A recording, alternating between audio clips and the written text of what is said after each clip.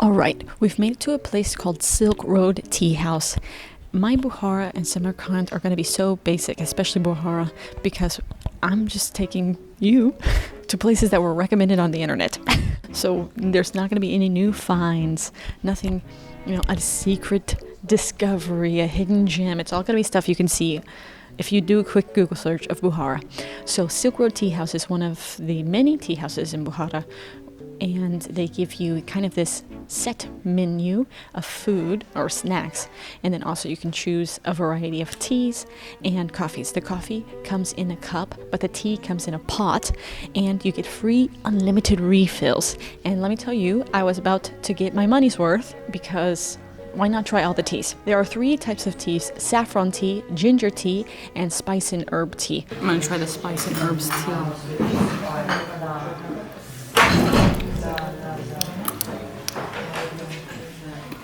Okay.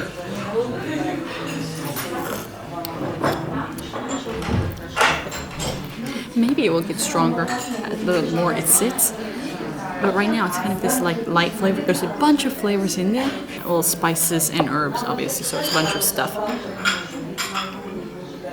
But it's good.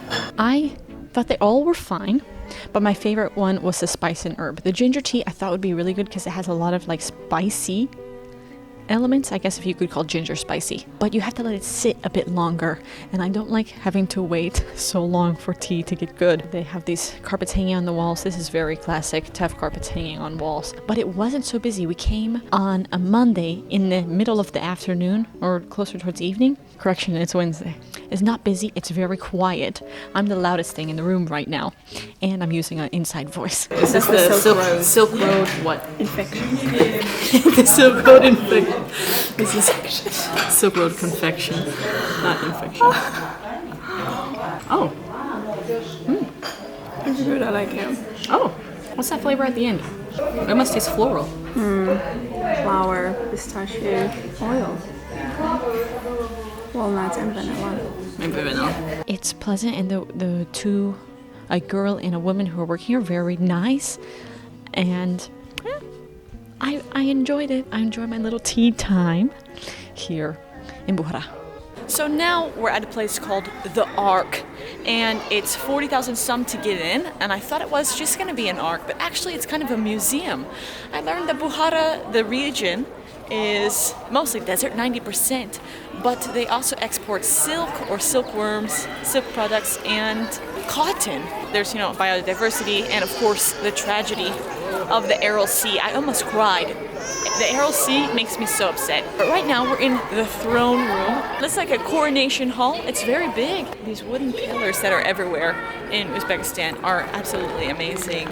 And I just really love the woodwork. The woodwork is really great. And the weather is good, not so hot. As you can see, there's also a camel in the back. You can ride it, and when Nabila saw it, she gasped, but not for herself, for me, because I love Bactrian camels, the 2-humped camels. However, this one, it doesn't seem to be in as good a condition as the ones in Turkestan. His humps aren't fully hydrated, I guess we could say, and he's a little bit dirty. Every time they want to take him around, he kind of like resists. So I ended up not. And also the guy wouldn't let us know how much it was. So with all those things combined, I didn't ride that beautiful camel.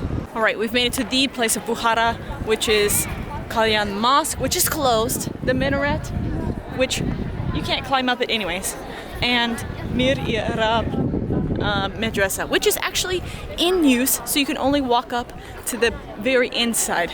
Otherwise, there's people actually studying there, so you can't go in. And the mosque is closed, unfortunately. So this was a quick view of everything.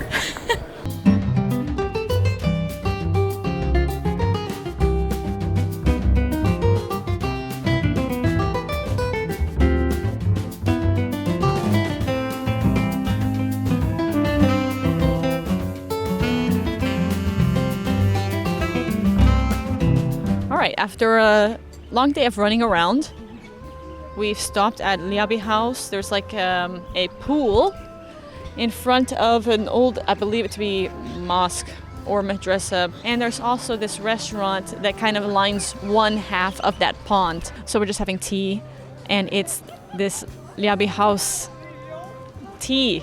So I haven't tried it yet. It looks like it has saffron in it, and he said it has other herbs in it. It didn't have any description. So, and he also didn't even say if it was black or green. He just said herbal. Smells like mint. And it tastes like mint. Dried mint is my favorite type of tea. It's not bad. You know, if you like dried mint, it's good. I'm sure as it develops, it'll actually have more of a flavor. It seems like all the teas here, they need time to develop. Inside there's cardamom. It looks to be saffron, something else, and a bunch of leaves. Surprising for a tea. The Ulugbek madrasa, and the one right across from it were both turned into part museum, part places where you sell things, like a bazaar, but for like handmade goods and stuff. In the Ulugbek bazaar, they were like, the calligraphy museum cost 20,000 per person. We're like, oh no, 10,000 per person.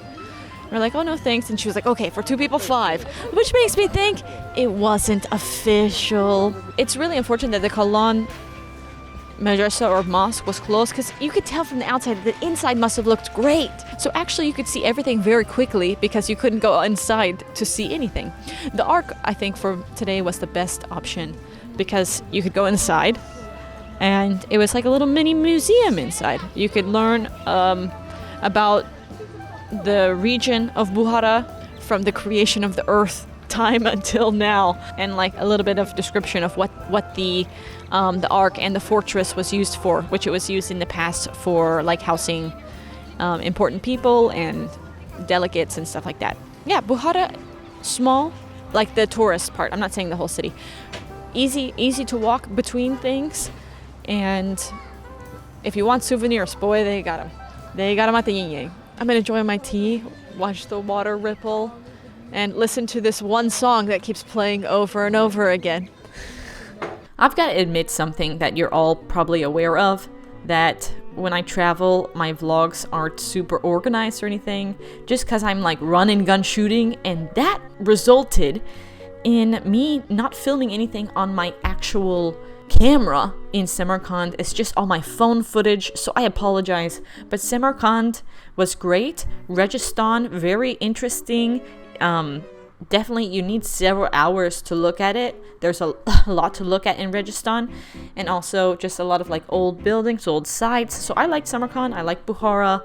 Sorry there's not a lot of footage. I wanted to show you the hotel we're staying at because it's so cute.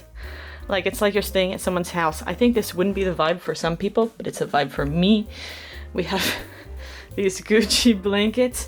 We already slept, so this is why the bed sheets are messed up. They were fine when we came in, but the other rooms had pictures where the blanket was like an animal print, like an animal literally printed on there, and it reminded me of my own house. We have a tiger one, and the roof is this wooden texture. Ignore all the stuff, but they have these little vases, this table covered in plastic, and look at this. Hello. It's the shkaf. I can't think of the word right now in English, but you know, just it has stuff inside, and there's a little mini fridge, and the bathroom is quite small, but classic type of wooden door inside. Yeah, just looks normal. But everything is clean. These towels, super soft. And yeah, hello again. But I think this room is so cute. I like the rugs on the ground. And I think it's so adorable. We have a very see-through window door.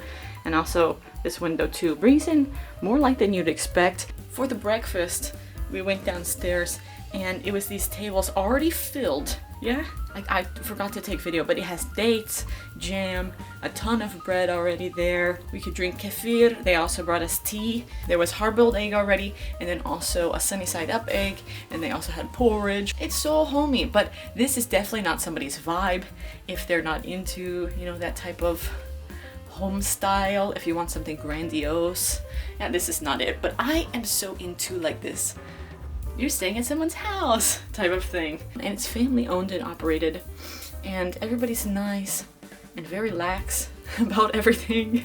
And so I've flown back to Kazakhstan from my trip in Uzbekistan. I'm actually filming this section a little much later. And I want to give my kind of thoughts about my trip in Uzbekistan. First of all, Uzbekistan, Tashkent, Bukhara, Samarkand are very tourist friendly and very touristy, especially Bukhara. Everybody that deals with tourists speaks a certain amount of English and Russian. Actually, this is a little point that I want to say I was really, I don't know, impressed by or proud of, is that Uzbeks actually speak Uzbek to each other. It seems from what I saw. Of course, I'm not living there. I can't say, they always speak Uzbek to one another, but way more than Kazakhs speak Kazakh in Kazakhstan. It's very easy to travel in Uzbekistan. They have Yandex taxis like Uber everywhere, and also we took the trains, and the trains were very nice. Yeah, the fast train was very nice, and the regular train was just like a normal train. We went to several bazaars, but Uzbekistan had the best dried fruit and nuts. Oh, I brought that back. Some really, really nice dates. They weren't from Uzbekistan, but they were sold there. Oh, it was so nice. And also, I bought some apricots with walnuts stuffed inside. Oh my gosh, they're so good. The weather is great, so I would suggest if you're going to go to Uzbekistan, go during the spring. The restaurants were much better in Tashkent than they were in the tourist areas of Samarkand and Bukhara. In Samarkand, there's not a lot of restaurants near Registan or Amir Timur's mausoleum, so you have to walk a bit. Like, we just walked. You could order a taxi, but the food was the best in Tashkent. And I really enjoyed my trip, and I would recommend if you haven't seen like ancient Islamic architecture, Uzbekistan is a good place to go to. You can see in many different places, and a week was almost perfect. It would have been cool to go to Khiva. We didn't have time, but a week is just the right amount of time for all those places, to me, in my opinion. Of course, if you stay there longer, you can like get the feel, get the vibe. Thank you so much for watching this video. I'm sorry I haven't put out stuff, but I just really don't have the motivation, to be honest. I'm actually filming something now that I'll hopefully have out in a few weeks. So keep your eyes peeled in a few weeks. Have a great day. Bye-bye.